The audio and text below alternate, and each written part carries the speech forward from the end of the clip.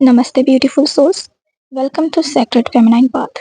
ये space divine feminine healing growth और twin flame journey guidance के लिए है। तो जैसा कि आपने टाइटल पे पढ़ ही लिया होंगे कि why twin flame connection feel addictive. Twin flame connection इतना एडिक्टिव क्यों होते हैं, तो इनके कुछ मेन रीजंस होते हैं। तो हम पॉइंट्स के अनुसार जानेंगे। सबसे पहले हम अपने ट्विन फ्लेम क्या होते हैं ये जानेंगे। ट्विन फ्लेम एक ही आत्मा के दो हिस्से होते हैं, एक डिवाइन मास्कुलाइन और एक डिवाइन फेमिनाइन।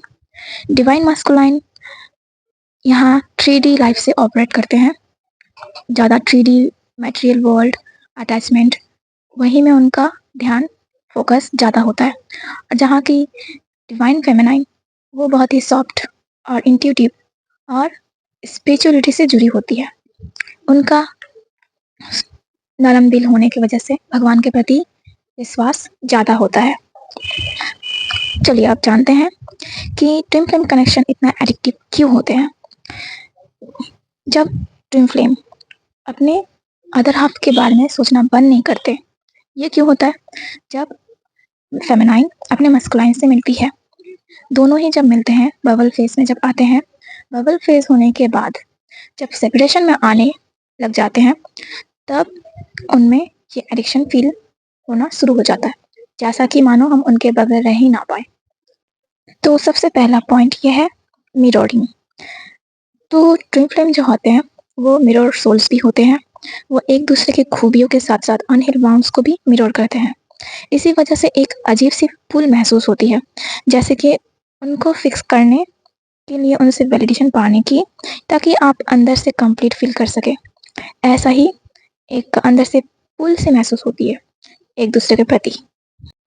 दूसरा पॉइंट, एक दूसरे के बारे में 24 घंटा सोचते रहना। चाहे हम ये चाहे या ना चाहे, वो हमारे सबकॉन्शियस माइंड से जुड़े होते हैं, क्योंकि वो एक मिरर सोल है और हम एनर्जी से एनर्जी फॉर्म में एक है। इससे क्या होता है, हमारे अंदर डोपामाइन और ऑक्सीटोसिन का हाई बढ़ जाता है। जिससे क्या होता है, जब वो इंसान अपना ट्विन फ्लेम जब दूर होते हैं, तो हमें विड्रॉल का सिम्टम्स फील होने लगता है, जिससे कि बिल्कुल एडिक्शन की तरह होता है। बिल्कुल एडिक्टिव फील होता है कि वो अगर दूर चला जाए तब मैं जी ही नहीं पाऊंगी, ऐसा फील होता है, जिससे अटैचमेंट छूट ही नहीं पाता और ज़्यादा एडिक्शन में चला जाता है। अच्छा, अब तीसरा पॉइंट है रनर और चेजर डायनामिक साइकिल। ये तो आप जानते ही हैं कि सबसे पहले होता है रनर, जो कि डिवाइन मस्कुलाइन होते हैं, और चेजर से होती है डिवाइन फेमिनाइन। डिवाइन फेमिनाइन अपने मस्कुलाइन को चेस करती रहती है, उनको समझाती रहती है कि हम दोनों ट्विन फ्लेम से, अगर वो जानती है, और अगर वो नहीं जानती कि वो ट्विन फ्लेम जर्नी का एक पार्ट है, तब उनकी एनर्जी थी वो ऑटोमेटिकली उनको चेस करेगा, क्योंकि दोनों मिरर सोल है। अगर एक चेस करता है तो दूसरा रन करता है। इसीलिए कहते हैं डिवाइन फेमिनाइन को कि अपने इनर वर्क पे ध्यान दीजिए।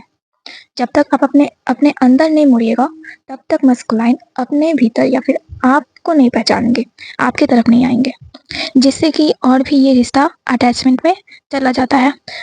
अब चौथा पॉइंट है सोल मिशन और डिवाइन फीलिंग। जब फेमिनाइन ये फीलिंग करती है कि उनका सोल मिशन है और एक डिवाइन से फीलिंग होती है डिवाइन कनेक्शन का, तो जब फेमिनाइन अपने मस्कुलाइन को रेड फ्लैग्स एक्टिविटी को देखती है, तब भी वो इग्नोर करने की कोशिश करती है और उन पे इमोशनल डिपेंडेंसी क्रिएट कर देती है, जिससे कि उन्हीं का नुकसान होता है। डिवाइन फेमिनाइन को और ज़्यादा हर्ट होता है जब वो अपने मस्कुलाइन को कार्मिक लोग के साथ देखती है। इसीलिए फेमिनाइन को कहा जाता है कि अपने तरफ मुड़िए, अपने इनर वर्क पर फोकस कीजिए। अब जानते हैं अटैचमेंट और इनर पीस क्या होता है। अटैचमेंट ऐसा फील कराता है जैसे कि हर वक्त उनके बारे में सोचना और वेट करना। जब तक फेमिनाइन अपने डिवाइन मस्कुलाइन से अटैचमेंट में रहती है, वो उनके बारे में सोचते ही रह जाती है कि आखिर मेरे मस्कुलाइन किधर है, कहीं कार्मिक्स के साथ तो नहीं, कार्मिक्स क्या कर रहे हैं। इन्हीं के बारे में सोच सोच कर अपना एनर्जी और भी ज़्यादा वेस्ट कर लेती है।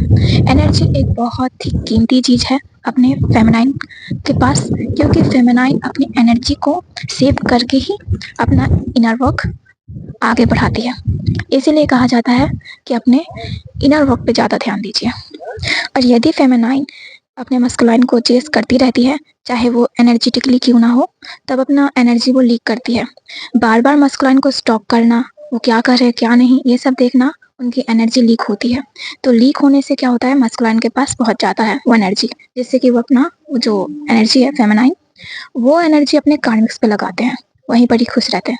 इसीलिए कहते हैं कि अपना फेमिनाइन अपना एनर्जी अपना सेव करके रखिए, ताकि आप अपना इनर पीस को जारी रख पाएँ।